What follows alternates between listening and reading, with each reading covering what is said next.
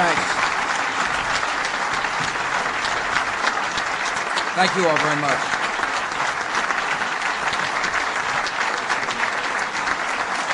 Thank you all.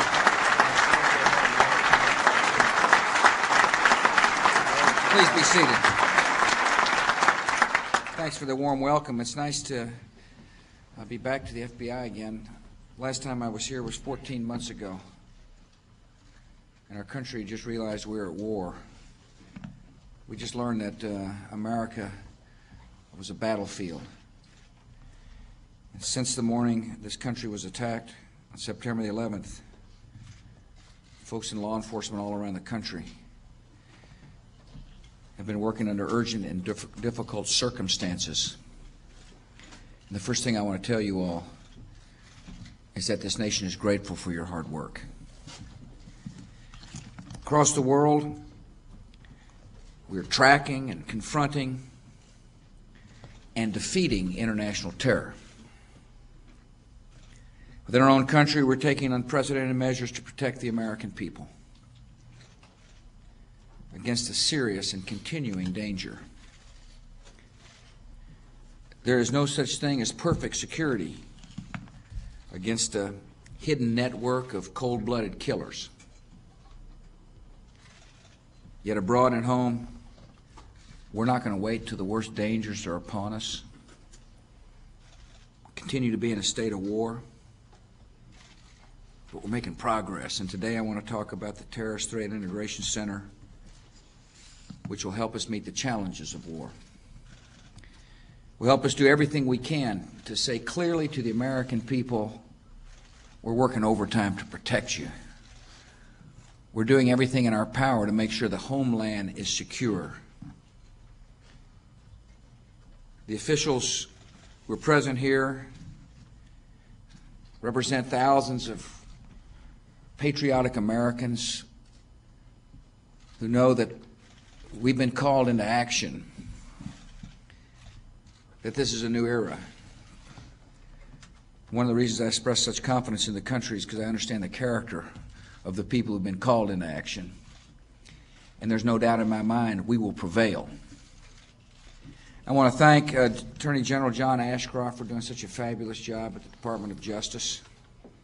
He's assembled a fantastic team which is representing our country with distinction. I want to thank Tom Riz for becoming the first Cabinet Secretary of the Department of Homeland Security. I want to thank Wolfowitz and Armitage, who are up here with us, two of the prettiest members of my administration.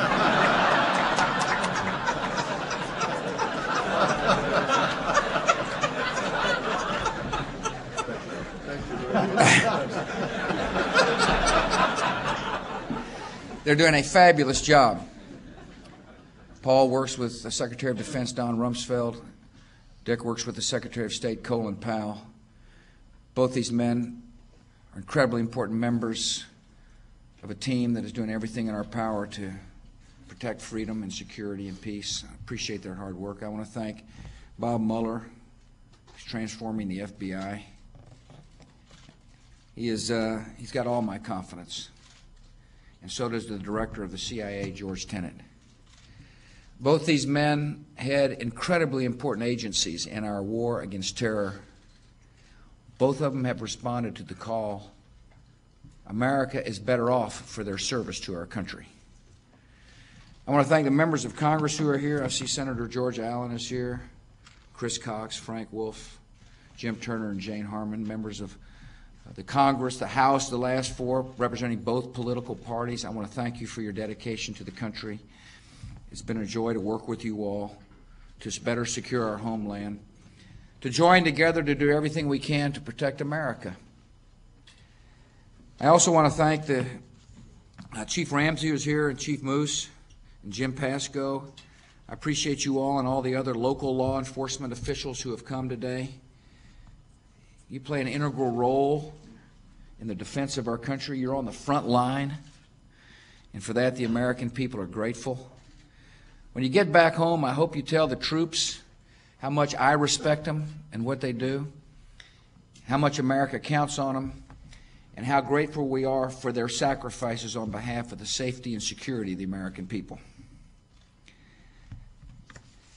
Before September the 11th, if you can remember that far back,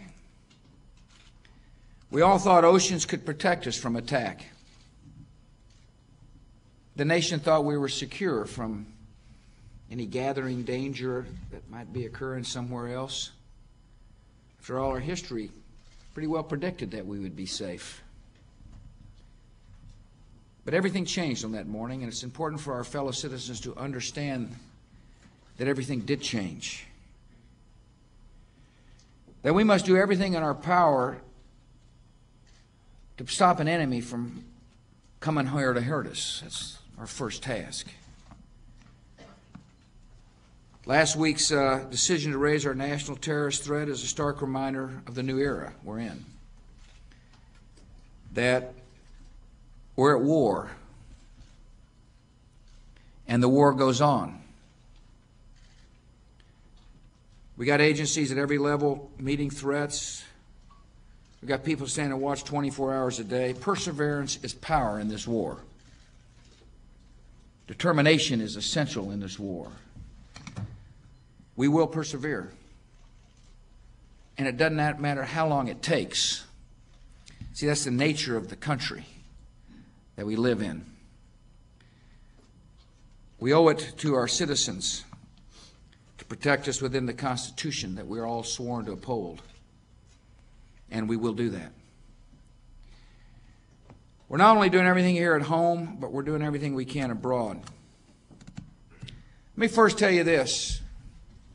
We're winning the war on terror. We've hauled in thousands of terrorists. They're captured. They're off the street. They're not a problem. Like number, we're not as lucky, and they're not a problem either. We're dismantling Al-Qaeda one person at a time. There used to be a kind of a brain trust of these people. And slowly but surely, we're bringing them to justice. We're at war in a different kind of war. It's a war that requires us to be on an international manhunt. We're on the hunt. It's a war that causes us to need to get the enemy on the run. We got him on the run. And it's just a matter of time before we bring him to justice. This war requires us to understand that terror is broader than one international network. That these terrorist networks have got connections, in some cases, to countries run by outlaw dictators. And that's the issue with Iraq. When I speak about the war on terror, I don't only talk about Al-Qaeda. I talk about Iraq, because after all, Saddam Hussein has got weapons of mass destruction, and he's used them. Saddam Hussein is used to deceiving the world, and he continues to do so. Saddam Hussein has got ties to terrorist networks. Saddam Hussein is a danger. And that's why he will be disarmed, one way or the other. All our successes in the war on terror depend on the ability of our intelligence and law enforcement agencies to work in common purpose. In order to better protect our homeland, our intelligence agencies must coexist like they never had before. In order to hunt the terrorists down one by one, our intelligence agencies must cooperate fully with agencies overseas. Under the leadership of Director Tenet and Mueller, the CIA and the FBI have improved their communications and cooperation.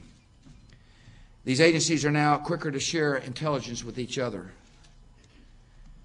And we've enhanced overseas coordination as well. When you read in the newspapers that a European country has hauled in parts of a poison network, it's important to understand that the reason they were able to do so is because we shared intelligence, that we're cooperating, that this vast network of freedom-loving countries is intact and real, and the message is either you're with us or with the terrorists, and it still stands. The increased cooperation of the CIA and FBI counterterrorism operations is proving to be one of the greatest advantages in this war on terror. Under the leadership of Bob Mueller, the FBI has been transforming itself since September the 11th and has no greater priority than preventing terrorist attacks against America. The Bureau has assigned more than 1,800 agents to counterterrorism. That's a 40% increase than prior to September the 11th. In other words, this agency now understands that we're at war, and the first responsibility of an incredibly important agency, the FBI, is to prevent the enemy from hitting us and hurting us. The agents that are out working in the field are gathering and evaluating information all the time, which helps us deal with any terrorist threat. We're also strengthening the counterterrorism efforts by forming partnerships across all levels of government. It's important for our fellow citizens to know that there is great cooperation between the federal government and the state government and the local governments. We form what's called joint terrorism task forces throughout our country, which bring together dedicated officials at all levels of government. Not only is the cooperation better between the CIA and the FBI, not only is the cooperation better between intelligence gathering services all around the world, but our cooperation at the federal, state, and local level is unprecedented. And it needs to be, because we fight a ruthless enemy. The FBI is expanding the terrorist identification system so that 18,000 state and local law enforcement agencies will be better able to identify known or suspected terrorists in near real time.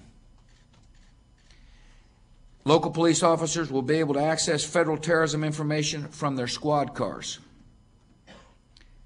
In other words, Guy in Crawford pulls somebody over. He's able to call up whether or not the person's on a terrorist list, whether or not the person is a suspect. All across our country, we will be able to tie our terrorist information to local information banks so that on the front line of defeating terror becomes activated and real, and those are the local law enforcement officials. We expect them to be a part of our effort. We must give them the tools necessary so they can do their job. We will continue to work with Congress to make sure that the budgets reflect the new reality of the 21st century. That's why I requested $500 million for additional money for training preparedness equipment, technical assistance for state and local law enforcement. The Terrorist Threat Integration Center marks another crucial advance in meeting the threats of this time. This joint effort across many departments of our government will integrate and analyze all terrorist threat information collected domestically and abroad in a single location. And that's an important advance. The goal is to develop a comprehensive picture of terrorist activity. When the center is fully operational, it will fully house a database of known and suspected terrorists that officials across the country will be able to access and act upon. I'm pleased that George Tenet and Bob Mueller will take the next important steps in assembling their counterterrorism resources, both operational and analytical, and locate them in a single facility with the Terrorist Threat Integration Center. The new Department of Homeland Security will be a full partner in this center. The department will act to identify and reduce our vulnerabilities to terrorism and coordinate with the FBI to ensure that threat information is quickly disseminated. All these efforts will formalize a new spirit of cooperation that began 15 months ago. The American people need to know that we're collecting a lot of information, and we're going to share it in a way that enables us to do our jobs that you expect us to do. That we're going to use the best information technologies available to not only make sure information flows freely at the federal level, but flows from this data bank of information to local law enforcement officials. It'll enable us to make sure that we do everything we can to win the war on terror at home. Just like we're going to do everything we can by unleashing one of the greatest militaries, the greatest military ever assembled abroad.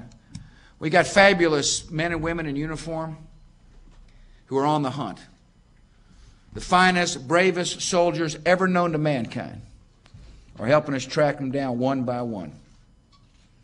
And if we have to send them into Iraq to make sure that that regime is disarmed, we will use every ounce of our ingenuity and technology to protect innocent life of the Iraqi people and at the same time achieve an objective of achieving world peace. One of the things this country stands for is freedom. That's what we believe. For years, the freedom of our people were really never in doubt because no one ever thought that the terrorists or anybody could come and hurt America. But that changed. As a matter of fact, the more threatened we are here at home, the more we love freedom. The more there's a chance that somebody might think they can take it away from us, the more stubborn we are in our demand for freedom universally. As I said in my State of the Union, liberty is not America's gift to the world, it is God's gift to each and every human being. So as we pursue peace, we also pursue liberty. We care about those who suffer under the hands of a dictator in Iraq.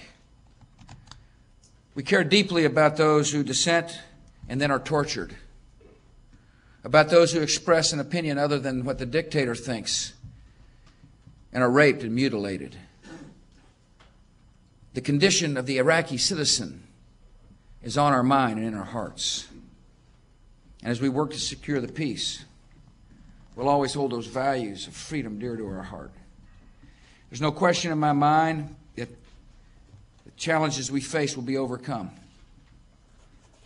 because our nation is full of such decent and honorable and strong people, many of whom are in this room. Thank you for caring about your country. May God bless your work, and may God continue to bless America.